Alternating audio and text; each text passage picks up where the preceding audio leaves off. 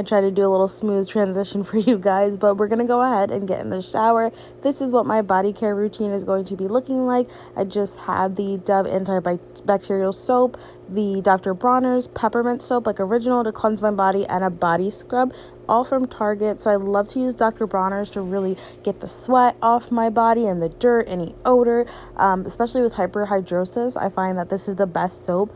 So after using the Dr. Bronner's and the Dove, I go in and do my body scrub. And if it was a shaving day, I would shave after, but I just decided to exfoliate my body. So I did my arms, my underarms, my legs, just all over my body. Really took my time, did circular motions, and just really tried to enjoy this nice, quiet shower.